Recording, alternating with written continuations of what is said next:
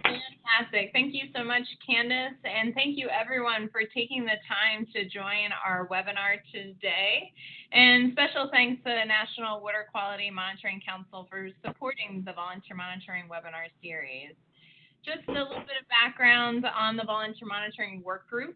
In 2016, the Council approved the creation of the Volunteer Monitoring Work Group with the goal to better integrate volunteer monitoring activities with ongoing water quality monitoring conducted by local, state, and federal efforts. Central products of the work group include coordination, collaboration, research, and webinars like today's to explore key topics of interest to the national volunteer monitoring community. We're really excited to host today's webinar, Volunteer Monitoring, Connecting Volunteer Data to the Water Quality Portal.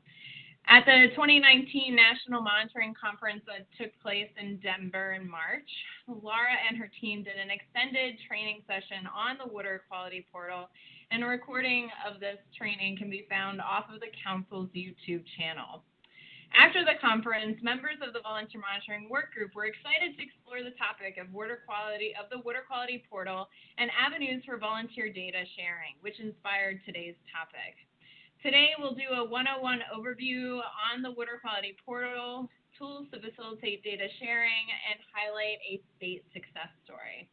We have three fantastic speakers today. We have Barb Horn with the Colorado Parks and Wildlife, John Dawes, the Chesapeake Conservancy, and Laura Shumway with the Environmental Protection Agency. Today's webinar will include 45 minutes of presentation followed by Q&A period. As a reminder, please submit questions using the chat function and direct them to all presenters. Barb is going to kick us off and bring us home. So let's get started with Barb Horn. Barb has worked on water quality issues in Colorado rivers since 1986 as an aquatic biologist for the Colorado Parks and Wildlife. She founded the Rivers of Colorado Water Watch Network, which is a volunteer monitoring program which annually monitors over 400 stations on 300 plus rivers in Colorado monthly for chemical, physical, and biological parameters. The volume of data generated thrusted her into the rabbit hole of data management, which she has survived. She has been the volunteer monitoring representative on the council and has served on a number of national and state technical and policy groups. A Colorado native, Barb claims she reached her maximum potential when at 5 years old and has been trying to get it back since. Barb, do you want to kick us off? Thanks, Julie. I'll do just that. Happy July, everybody. I see some familiar faces. I wish I was in person, and I hope you guys get some value out of this starting webinar here. So Julie asked me to sort of set the stage for our collective challenge here, and I do emphasize that it's our collective challenge. And go ahead, John. And I don't need to, you can hit her again, I guess. I don't need to really lay out the threats to our water resources. I think everybody on this call knows them. Whether they're climate change, drought, floods, whatever, we know what they are. That's one of our collective challenges. We have these threats. A second is resources are dwindling, getting diverted, and getting diluted. We all have that problem. But the problem that we'd like to highlight and kind of focus in on today that might help all of those other problems is that there are data gaps out there. We know there are data gaps out there. And then finally, John, you can do the last slide there. The problem isn't necessarily that the data out there, that there is a lack of data out there. One of the issues that is coming to the surface, it came to the surface for the Monitoring Council in the last 5 years or so, and with Laura and EPA and the portal, and maybe many of you are feeling this as well, is that there isn't always a gap, a data gap. We're not necessarily using the data that exists very well. In other words, we're drowning in too much information that's not getting to the right place at the right time to the right people. And so our ethic is to really make data shareable and available. So there are data gaps, but really we got to do a better job at using the data that we have and are using right now. So that's kind of this sort of collective poopery of challenges. Go ahead, John. The other challenge we have is we can't be everywhere all the time doing everything, even though as volunteer monitors we often think we can and do. We try to be the gap busters. The bottom line is we have to start recognizing that we need to collaborate and we need to use the data that we collect better. Many of you out there are frustrated that different agencies don't use your data. And then agencies are frustrated they can't use data that's out there and et cetera. So it's really closing that gap of use. And I have that ship image up there because we really need to be, whether we're in a kayak or a cruise ship, we really need to be arriving on shore at the same time and working together. So my charge is for people to create, when they collect monitoring data, no matter who you are, you create an asset. That's what the council is trying to do. What is an asset? It's a valued property. A data set becomes an asset if it can be found. That means it's available, accessible, discoverable, and shared. It's a known quality. It doesn't matter on the chain of rigor, the continuum of rigor, what it is, but does it have the necessary minimum information to tell the user what its purpose, its data objectives, the methods, whether that's a simple photo all the way to compliance data. Is it of known quality, and can I tell? And is it in some form of format that I can use? So I call that creating data sets, creating a forever song. Go ahead, John. At one time I was listening to David Letterman interview Jay-Z, and he was talking about every musician's dream is to create a forever song. And a forever song is a song that lasts decades and generations. Perhaps the older folks in the group can recall when they heard a young person say, "Who are the Stones? They're the greatest band," like they were brand new.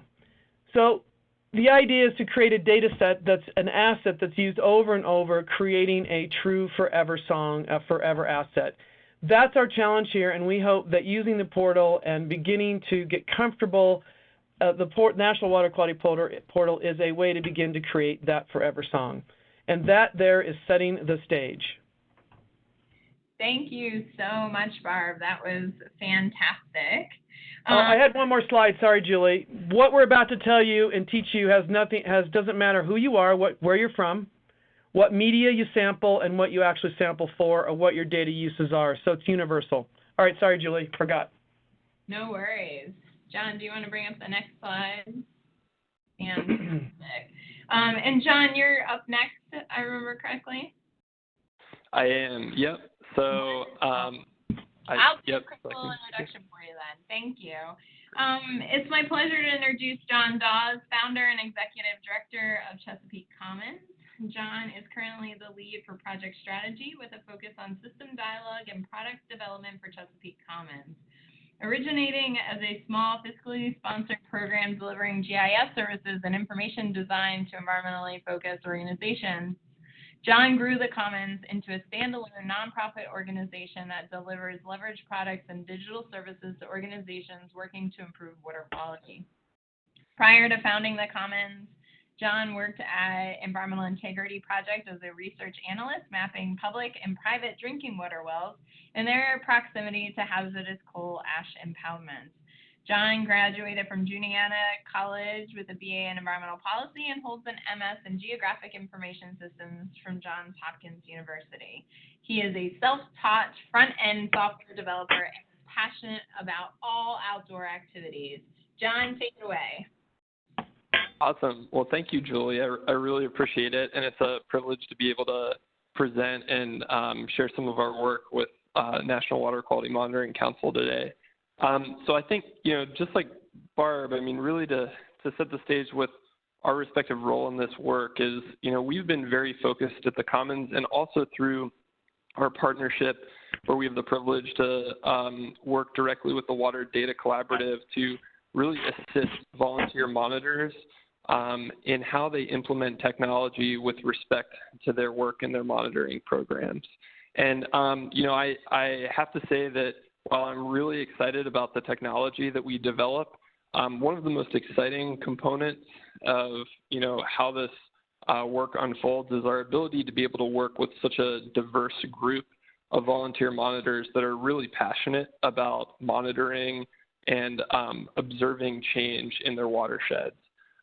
There's just tremendous potential. Volunteer monitors really hold the potential to connect all of these, at times I would say millions of sites, thousands of readings, and countless stories to the general public. And they're sort of the ones closest to the source. So we're incredibly excited to be able to support these efforts. So in terms of the major components that I want to run everyone through today, I'd like to talk a little bit about our respective systems and what we, some of the challenges that, Barb brought up from a technical side. And then I'll also start to go into some examples of how we're supporting groups through Water Data Collaborative and a few of our products that we're rolling out to make and form these vital connections with the water quality portal. So, just to provide some context, and you'll have to apologize with my, my crass sense of humor. I really like GIFs, and I tend to go overboard with the Parks and Recreation stuff, watch way too much TV. But, this really expresses, how I sometimes feel about data and technology. We've all been there with our data, and we face countless numbers of challenges. And one of those main components that we see as a real technical barrier with crossing these data gaps and being able to form these connections with platforms such as the Water Quality Portal is really in machine readability. So, in that previous photo that I shared of all of those different volunteers and their monitoring efforts, each have significantly different use cases as it relates to their data. They're collecting data from a variety of different purposes, and one of the biggest challenges that we really need to be able to figure out is what are all of the different things that must be the same so that we can use our data differently and disseminate it differently. And one of those major components from a technical side that we've landed on in our work is really the definition of machine-readable data. So, we typically define data as machine-readable when it's in a format that can be automatically read and processed by a computer. And examples of these formats consist of, comma-separated values. This is essentially an open format similar to essentially an Excel table. There's JavaScript object notation, JSON, which is again a machine-readable structured format, and XML. And again, these are things that can both sort of be human readable, but then also leveraged by other technologies. And the component to that is that while it's really easy to talk about machine readable data, we also think of it in terms of data that's serving a specific purpose. And Barb will definitely, cover a lot of this in her portion, but just to sort of set the stage, where we really work to support groups is to try and get them thinking about the different things that they want to create with their data sets. So, this little image on the right, as it relates to the map, this is powered by that web mapping application is powered by a lot of structured machine readable data under the hood. And so by starting first with sort of that ideal picture of what you're trying to do with your data resources, that can actually set you up to collect machine readable data. And again, just to lay out the context, we have a lot of organizations that we've been able to partner with where we've actually helped them get their data into a position where it is in fact machine readable. And so this shot on the right is focused on Blue Water Baltimore's non-tidal data sheets to be able to monitor the overall health in the tidal and non-tidal Patapsco. So in this set, what we're displaying are essentially each row is more or less a record in their data set, and then it's normalized by a parameter such as total nitrogen, total phosphorus, et cetera, with a respective value. So by creating this repeatable set of entries and this structured set of data, we can then start to build different layers of interpretation on top of that. And we see this sort of as the foundation of really any project as it relates to managing data, because if you can all be on the same page as an organization about how you're structuring your data internally, then you can start to parse it out and essentially match schemas and formats to other specific systems. So in terms of the tools and examples of how we're helping organizations get to this point of structured machine readable data, and data of known quality that they can then eventually pass to the portal. We're doing this through a series of applications that we've actually developed here at the Commons, but then also are working to partner with, again, organizations such as Water Data Collaborative, where we can actually, constantly gather user feedback and continually iterate on these applications and systems so that the data that gets collected can be used for a broad array of applications.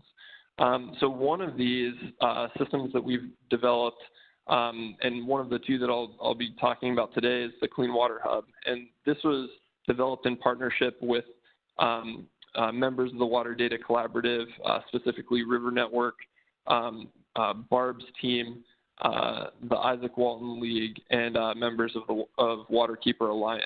And the system is a pretty exciting one in that it allows organizations to essentially create and start to manage all of their volunteer monitoring sites and readings.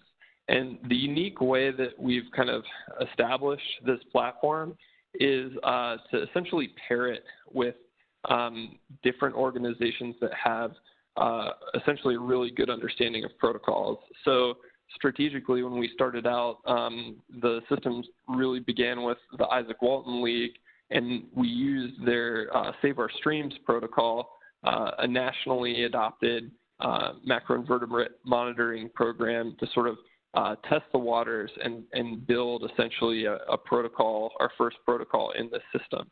And as the system has developed, we've actually started to scale to bring on other protocols, such as Virginia's Save Our Streams, and a variety of other chemical protocols.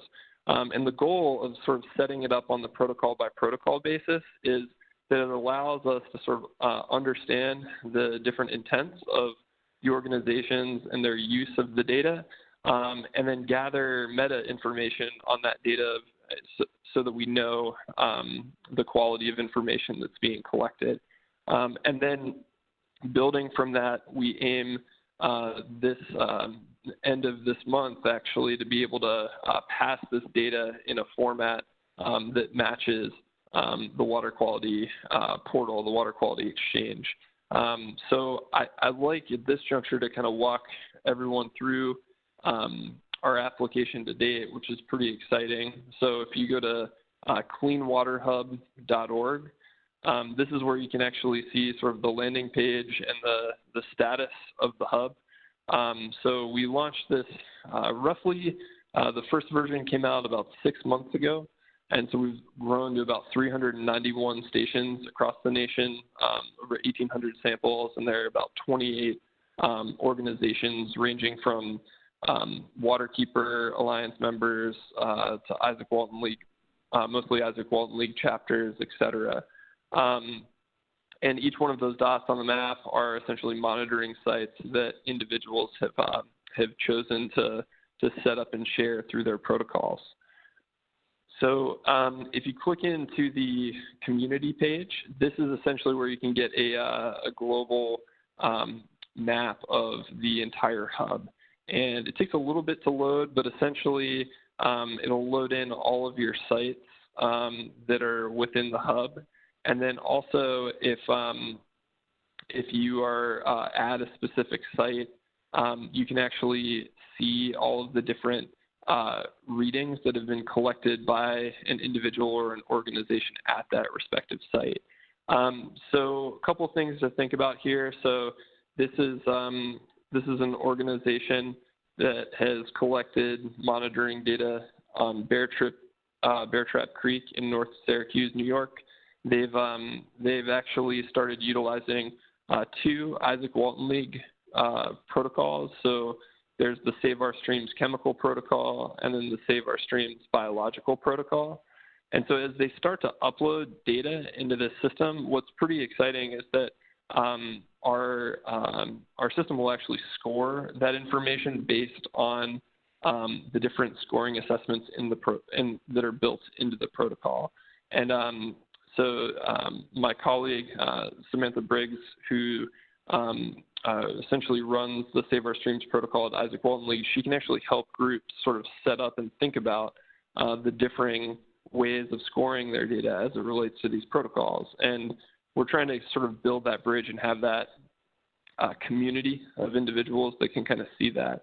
And again, if we click on any of these parameters like, dissolved oxygen, we can see each of those respective scores and then understand why dissolved oxygen is important to measure, kind of how it can be interpreted in the context of the protocol. So again, yes. 1 minute. Just give me your 1 minute warning. Oh, thank you. So, this is great. So as data is essentially collected, we're collecting it in a standardized and structured way. And then this is going to lead us into being able to send that data to the portal for use. And so again, we anticipate end of July having our submissions for the SOS chemical and SOS biological into the portal through the Isaac Walton League, and then we look forward to being able to assist many other organizations through this system and through Water Data Collaborative. So I'm going to actually turn it over to Laura, and I appreciate your guys' time and look forward to answering questions during the Q&A. So Laura, go ahead and take it away.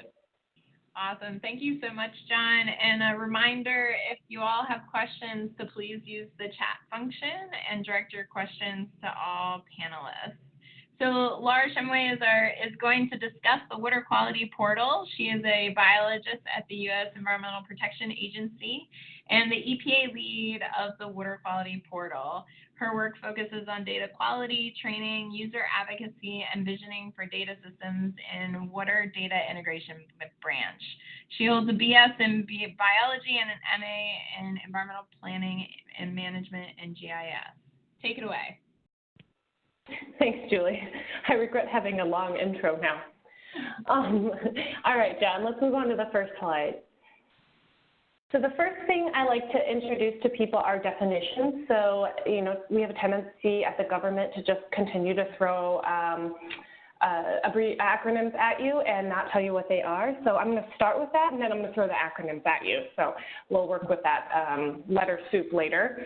So the first thing I want to mention is WQX. It stands for the Water Quality Exchange. No, we didn't forget the E. I think they just thought it sounded better than WQE. WQX is essentially the way data gets into the water quality portal. It's the format in which you share data. So it's the standard for everybody. Anybody who wants to share their data to the portal has to map their data to this exact format. And what does that format mean? Well, the format means, for example, in your data sheet, you call DO straight up DO. However, WQX requires it be dissolved oxygen, parentheses DO. So WQX is the standard for how people share information. And what's really nice about standards is that it makes it so you're not necessarily technology dependent, and you can kind of adjust when science needs it. So we've done that with nutrients and stuff like that. But just so you know, WQX is the format for which people share information. Storette is the old way to download data submitted through WQX, as well as the old way people used to share data. Storette is now decommissioned as of 2 years ago, I think now, maybe last year. But it was duplicated. So the data that was in Storette was also in the water quality portal, which didn't make sense, right? We had our eggs in 2 baskets. So what we've decided to do instead is to align our efforts with USGS and USDA Stewards database and just serve our data out of the water quality portal. It was getting more use from data users anyway because you get more information from there. But just so you know, Storette is no longer a thing. You don't go to the warehouse anymore to download data, but you can still find that exact data in the water quality portal. All the data from WQX, including old Storette, like I said, is in the water quality portal, or WQP, including NWIS, the USGS's water data, and then USDA Stewards database. WQX Web. So when we talk about WQX Web, this is a web interface that allows you to submit like CSV files or Excel files or text files that have your data in it. It's actually very powerful. We could talk about that. I probably have videos on that as well. It's definitely in the training video that Julie mentioned, but what's really nice about it is your data doesn't have to look exactly like the templates, we call it, but you can work with whatever format that you're working with. Kind of like John showed earlier, he's got a machine readable format. We can map that kind of format to WQX Web and the WQX schema. And then lastly, when you hear somebody talking about a node, it's somebody submitting to WQX using coded files. So XML was something John mentioned earlier, but usually those people have databases, they're generating a certain code to submit via a node. Those are our definitions, but let's move on. So standards. Standards are not something you're unfamiliar with. It feels unfamiliar at times, but you are definitely using standards in so many ways. So for example, I have a little girl, so we're teaching her things like numbers and letters. That's a standard for how we communicate with each other, and we all know it. We all learn it from a very young age. Similarly, we all use the metric system in many cases in science, right? That's the common standard for sharing environmental data in many cases. And then you have a standard for how you map a letter. And I thought about this the other day because my nephew, who's in 4th grade, sent me a letter in the mail as an example. They taught him how to send a letter. So I got that in the mail, and he had it all formally written out, and I knew it was an exercise the school was doing. But we all know how to properly format a letter because we've been taught that standard. And then just using standards makes reusing that information easier, right? So I did once send my grandma a letter, and it literally just said, Grandma Margine, Lamoille, Illinois, and somehow that letter got to my grandma, but I don't advise you guys doing that with your data, right? So like it's not going to get to grandma in most cases. Somebody felt really bad for me as a mail carrier. But we just want to reuse that information if we understand how it's, if somebody's reusing that information, if it's using English, right? Using numbers we recognize, using units we recognize, or essentially standards, right? The naming convention we're looking for. We're not reconciling so many things. And information is more valuable beyond its original purpose. So like this APA citation here in the upper left-hand corner, that's citing another paper, right? So that's the reuse of information. That's one demonstration of the reuse of information. So why not the raw water quality data? So let's go on to the next slide, John. This is the flow of data to the water quality portal. And I show this slide because these are all on the left. We'll say these are all 5 data submitters taking these different colored paths. But all 5 data submitters have to map their data to WQX standards to get it into the water quality portal. It doesn't matter what they're using their data for, as Barb mentioned. It doesn't matter what their format is. They have to get it into WQX standards to get it in, right? There are different ways to do this. So I'm going to look at that top Excel form. It's got a different, shorter distance to WQX. Well, in that situation, maybe that individual is storing the data on their computer in WQX format. It can be in Excel, that's just fine. But that's going to make it all the more easier to get it into the water quality portal in the long run. You go to the second example, that's a database, somebody who's using a node to submit. Well, maybe they're using WQX format as well, which makes it all the more easier. They still have to generate the XML and do all of that, but they can submit to the water quality portal. You look at the next example, let's use Excel. Well, they're a little bit further away, right? So maybe they aren't storing it in WQX format, which is fine. You don't have to do that, it's an option, but you do have to map your data to WQX format, the standard, to get it into the portal. So just thinking about the data life cycle and what is going to end up happening with that data, if you do want to publish it, okay, what are some of those things I should be considering early on as I'm managing my data on my side? And then we have like the fourth one is a database, right? And they're not sharing data in WQX format. So not only do they have to use a node, but they also have to convert their data on their side to get it into WQX format. So people are doing the WQX conversion, whether they're using Excel, CSV, or databases, right? But we all have to do it. We're all throwing that computer in the dumpster, as John mentioned in his slide. So we all have to get through WQX to get it out of the portal, but once it's in the portal, it just makes it all that more valuable, which I'll show on the next slide. Oh, sorry, I'll take a second. WQX Web. So I'll show you guys the fun stuff at the end. So WQX Web, this is an import configuration here on the left. So what you can see is, if you can look really close to your screen, is that it says column A, it says there's a project ID, right? So WQX Web is expecting in your data set that project ID is in column A. Well, if you look at the Excel file, just adjacent to that one, project ID is in the first column of my data set. And similarly, monitoring location ID is in column B. And then the same monitoring location is in column B in my data set. What you're looking at here in this data set is it's already in a WQX format. They're using the templates. But you're not limited to that. If your data is in a consistent format, if it's consistently in a different format, we can also map that.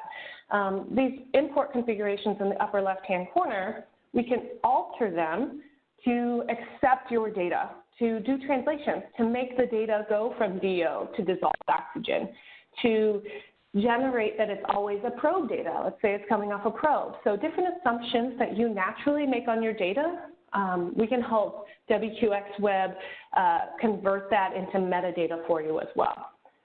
And there are a lot of WQX Web resources. I have a link directly here in this website. It's water data for epa.gov/water data/water quality data WQX.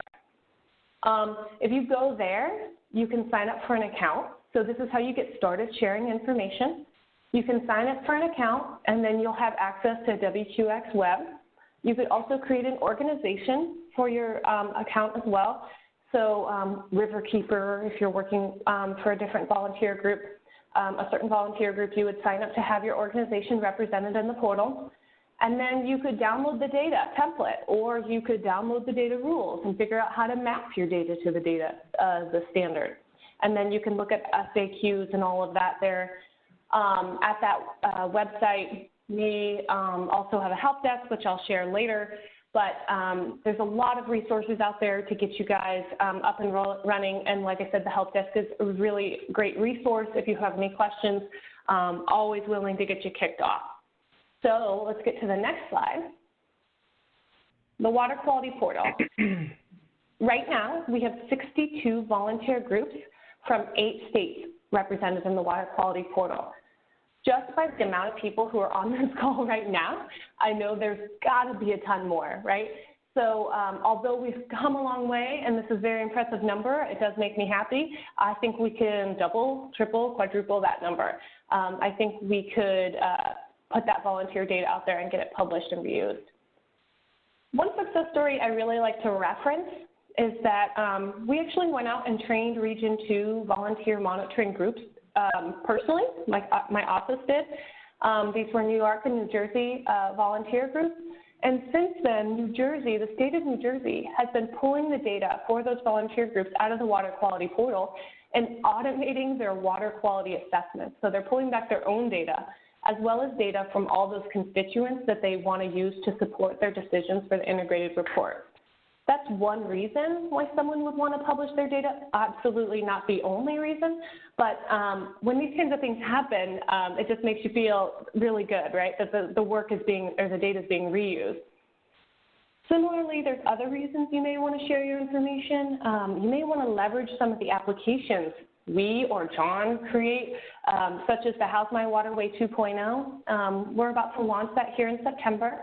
It's going to be a public viewer where you could see your data alongside data from like the safe drinking water information, or ATTAINS, which is the water quality decision data, so the impaired waters. So you could see, okay, well, is my data showing a similar thing, or are they not making decisions on my water, right? That's the point. We want to be able to share information, not only the same kind of information, but inform decision making for water quality in general across data systems. We also have the data discovery tool available on our website. It's a really good visualization of your data if it's already in the water quality portal. You can do different charts and maps, use it for reports if you want to do it, or just keeping an eye on how your data is trending. It just helps to have these other tools developed for you so you don't have to invest in them yourself. And those are just skimming the surface of things that come out. We also have a monthly user call for WQX. It occurs the fourth Thursday of every month. So we just had ours, and we did a demo on WQX Web. But we try to keep them up every month, and you can feel free to email wqx@epa.gov if you want to sign up for that user call, or if you have any questions getting registered or getting started with WQX. For that, I will pass it over to Julie, who could then pass it over to Barb. Fantastic. Thank you so much, Laura. And a reminder to everyone, we are saving the last 10, 12 minutes for Q&A. So please don't be shy. Please submit your questions using the chat function and direct them to all panelists. Barb, please bring us home with your fantastic data sharing success story. Thanks. Thank you, Julie. Go ahead, John. There we go. Back up one there. So some of you might remember when the Gold King spill happened here and our river turned into Harry Potter butterbeer. And the reason I bring this slide up is that our program started in 1989, and we've been around. We've collected 20 years worth of baseline data. That is our data objective, is baseline data. We never knew it would be used for something like this. But the issue with baseline data is everybody wants it, but nobody has the money or wants to take the time to collect it. Well, we do that, and it was our data, our volunteer monitoring data, that the EPA used in this spill to claim and to make the statement and decision that the river had returned back to pre-spill conditions. So there's an example. And why were they able to do that? Because our data was available in the portal. They needed to be able to make that decision and get data immediately, quickly. It's not as like they called us and said, give us your data. The data was available on the portal. So you just never know when somebody is going to use your data much longer beyond your existence.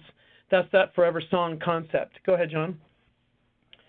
And because this is an overwhelming process for many of you, and it was for me, I'm not going to lie, but it doesn't mean it's not doable. Because we started the program in 1989, and I know there's people out there who were around. In 1989, there were not desktop computers. There was not the internet. I was getting data back on paper, definitely not machine readable. So I have grown through all the evolution of technology. The bottom line is, and we collect a lot of data. We actually have the largest number of volunteer monitoring data records in the portal, but we don't self-identify as a volunteer monitoring group in the portal. So I think there's actually probably more data in the portal, Laura, than you guys recognize too. You can go to the next slide, John. The point being is that it was a goal up front for us to generate baseline data and to get it out there in many ways as we could possibly do it. We wanted the data to be used. So the goal was up front. So if that is not one of your data objectives, it's okay to go back and make it one of yours, thinking about making your data sets and assets. Go ahead, John. I'm just going to give you some tips that we did when we started to get our data in an electronic readable format, because, again, we went through all the technology that everybody has gone through or possibly go through.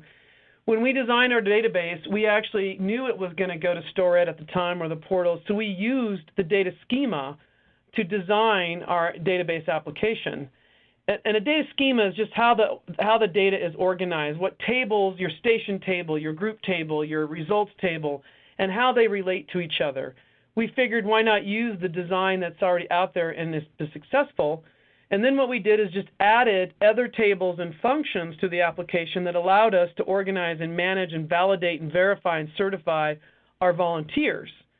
So we basically did not reinvent that wheel. And I would encourage each and every one of you, wherever you're at, whatever state your data's in, to not reinvent the wheel. You really don't need to. Go ahead, John. So one of the things, I'm just going to highlight a few things that we did. In the database application we manage and track all this metadata. That makes the data of a known quality. Metadata is things like your organization name, your methods, your QA/QC plan, your precision and accuracy, all the station information, location information, date and time. That's all metadata that helps tell the users what the result's about. So we actually have a series of reports. I don't have enough time on this training that other people can use to see what kind of data we have, but we're actually managing the metadata along with the results. And then you'll see an exports tab there. Go ahead, John, to the next one. We actually designed, well, before I go, I guess you got to see what I'm on here. This is our station table. And go ahead and hit all the action slides, John.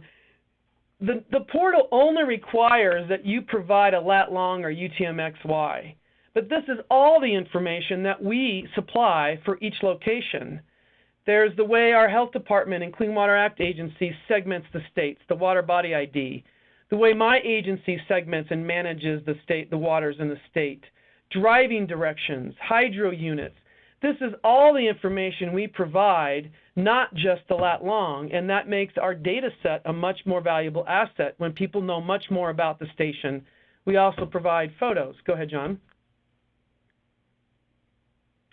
Here's an example of the exports. Now we use, in the Rocky Mountain region, we use Gold Systems, and they have Aquams is a tool that gets the data into the WQX and up into the portal. We literally design exports that pre-format those templates that Laura showed you, that put the data in the standardized format. So it's not a heavy lift to do that. It actually takes the data and the export here puts it right in the format for the date range we want that I can upload to the portal. Makes it very, very easy. To do that, it's a front-end process. We had to know what we were doing up front. All this work is up front, but it makes it easier to share the data in the long run. Go ahead, John. So these are just exports that do exactly that. And Aquams is, go ahead, John, ambient water quality monitoring system. It's just a National Water Quality Portal schema that helps folks. Gold System is another resource out there that will help you get your data into this format. And they use this Aquams to get data through the WQX highway to the portal. Go ahead, John. So this is an example of an export that you can get off our website, and this is results. It looks a lot like a normal Excel table. There's your station, the station name, and a bunch of metadata. And if you start to read over in the columns, and the results start to happen. But we also have a pivot table that gives chemical qualifiers for each and every result. And this begins to share the data of known quality. Go ahead and click on that, John. And click again, I think it'll circle the DO right there. So for dissolved oxygen, those columns D, E, F, and Q, D, E, F, and G, for every single indicator and parameter we monitor, we give the detection limit, the reporting limit, the data qualifier, and the detection condition. And this happens to be for dissolved oxygen. So there's 4 qualifying information fields there for every single parameter and every result that tells the user what's the detection limit, what's the reporting limit. The qualifier tells us how we handled a detection limit.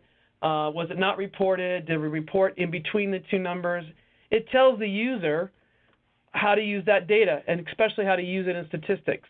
This helps provide data of a known quality, and it's easy to do in these upload templates. Go ahead, John. So doing a bigger picture, in these 3 areas that your monitoring program has a design either informally or not, this makes up your entire monitoring design.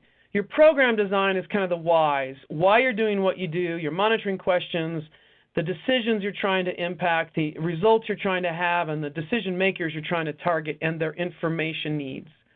All of that should drive the technical design, which is what you do, when you do, where you do it, how you do it, and your data management, which then informs your information design, which is your information products, your storyboards, your report cards, your raw data that you're going to give your decision maker, and then how you evaluate everything.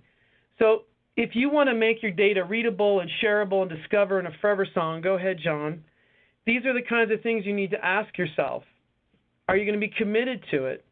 you need to be able to identify the information needs that you're trying to impact and align your purposes and users. I'm going to show you how to do that here in a second with your desired results and outcomes and impacts. You need to figure out your data pathways for this. Go ahead. I'll give you an example of that in a minute. Here's an example exactly of how to create data pathways for your monitoring program. So there's 4 continuums out there. Here's a continuum of study purposes, what you would be doing your purpose for. Go ahead, and you guys can read those and interpret those yourself. Then there's a continuum of data management uses. You might be doing effectiveness monitoring for education, or you might be doing it for planning or your 305B or the 303D list. Go ahead, John. Then there's a continuum of users out there, and you can see a range there. Go ahead. The last continuum is the continuum of change you want to make, results, outcomes, and impacts. Go ahead, John.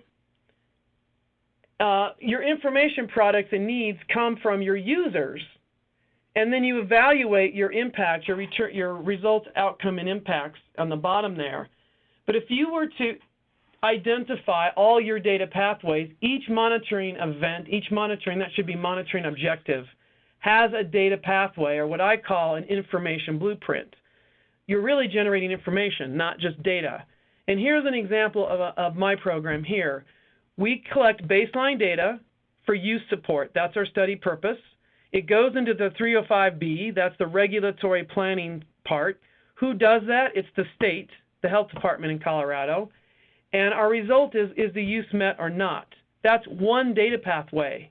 I have about 6 or 7 of these data pathways. You do use support, that's regulatory, that is for the volunteers, for them to just understand if the uses are met.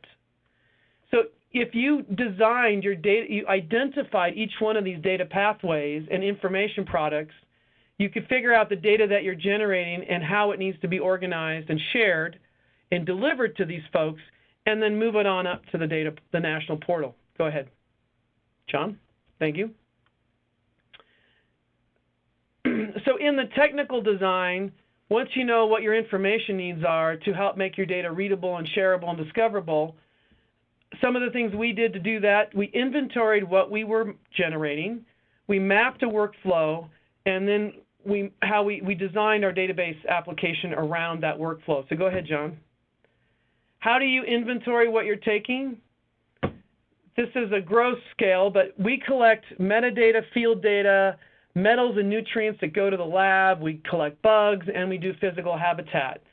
So we did this gross mapping of the information that we're actually generating all the way to where it gets to its final data repository and information product. It might be an export of raw data, it might be a report card, etc. So you begin to map what you're actually collecting. That's what we did to design our database. Go ahead. All the way to its information product and final repository. And then we mapped our information design. Go ahead, John. This is a gross level. So up in the upper left is your raw data, all the things you're generating, and how do you get that data to a verified and a storage repository, which might be on your own machine. Then the middle to the right of the screen is how do you analyze that data, interpret, deliver raw data, your information products that you're delivering to all of your decision makers to make decisions, and then how do you evaluate that? Hopefully the portal is one of those deliveries. Go ahead, John. I'd just like to bring up that information products can range all over the place. Raw data. We give our data in a raw format to the health department. They combine it with a bunch of other data and do their assessments for the 305B. That is an information product. Analysis means you have done some sort of summary statistics and you're sharing that. Maybe you wanted to interpret that. Interpretation is another leap, and making recommendations and conclusions is another leap. All of those are information products. Go ahead, John. And then evaluation. I'm a big one on documentation, evaluating not only your monitoring, but your data management and delivery and effectiveness of that. I'm out of time, so go ahead, John, there. I think I'm at the end anyway. My charge to you and my team's charge to you is, will you create a forever song? And we're advocating to use the portal as one note in that song or in that set of music. And with that,